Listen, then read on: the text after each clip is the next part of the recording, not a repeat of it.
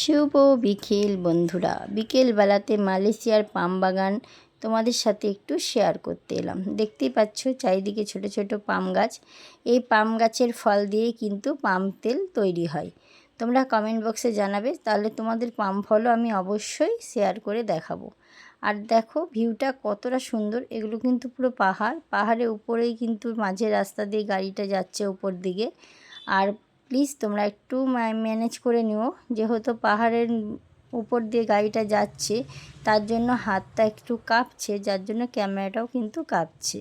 আর দেখো পাহাড়ের মধ্যেও দেখো পাম গাছ, বুঝতে নিশ্চয়ই পারছ দূর থেকে কতটা সৌন্দর্য লাগছে। তাই আমার দাদা পাম বাগানে গেছে, সেখানে থেকে ঘুরতে গেছে, সেখান থেকে আমি কিছু ভিডিও ক্লিপ তুলে দেওয়া করেছি। দাদা আমাকে ভিডিও ক্লিপ পাঠিয়েছে, আমি দেখার জন্য দিতে বলেছি। তাই ভাবলাম আমি একা কেন দেখি, বন্ধুদের সাথেও শেয়ার করি। অনেকেই আছে এরকম পাহাড়, এরকম সবুজে ঘেরা চারিদিকটা দেখতে খুবই ভালোবাসে। পরিবেশটা তো খুবই সুন্দর। তোমরা কিন্তু কমেন্ট বক্সে জানাতে কেউ ভুলবে না যে কেমন লাগলো আমার পাম বাগানের ভিডিওটা।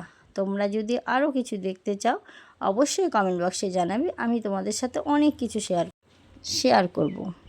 দেখো পাহাড়ের মধ্যে মেঘ ভেসে গেছে, পুরো মনে হচ্ছে পাহাড়ের সঙ্গে মেঘটা মিশে গেছে, এতটাই ভালো লাগছে। আর সূর্য মামাটা বেশ গাছের মধ্যে পড়ছে, আরও দেখতে ভালো লাগছে।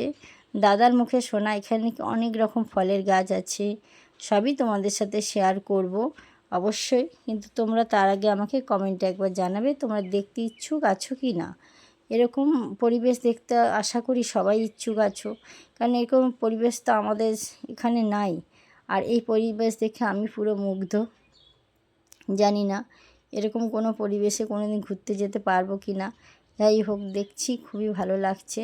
তাই দাদা ঘুরতে গেছে বলে দাদা কিন্তু আমাকে শ্যুট করে দিয়েছে। তাই দেখো তোমাদেরকেও একটু দেখালাম। আর আমাদের একঘেয়ে জীবন হয়ে গেছে, গাড়ি বাড়ি ঘর, এদিকে চারিপাশে তাকালে কিন্তু এগুলোই আমরা দেখতে পাই। তাই এরকম পরিবেশ দেখে মনটা সত্যি অনেকটাই ভালো হয়ে গেল।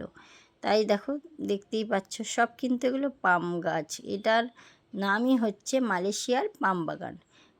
মালয়েশিয়ায় তোমরা নিশ্চয়ই অনেকেই জানো যে মালয়েশিয়ায় কিন্তু পাম বাগান বলে একটা জায়গা আছে, যেখানে শুধু পাম মানে তেল, যেটা পাম ফল হয়, যেটা চাষ করা হয়। এখান থেকে দেখছি এটা কিন্তু পাহাড়ের উপরেই যাচ্ছে গাড়িটা, তার জন্য দেখো গাছগুলো ছোট ছোট দেখা যাচ্ছে। আর একদম যখন দূর থেকে দেখা যাচ্ছে তখন কিন্তু মনে হচ্ছে যেন পাহাড়ের উপরে ছোট্ট ছোট্ট ঘাসের কিছু অংশ, কিন্তু ওগুলো প্রত্যেকটা কিন্তু পাম গাছ। ঠিক আছে, কেমন লাগলো কমেন্ট বক্সে জানিও।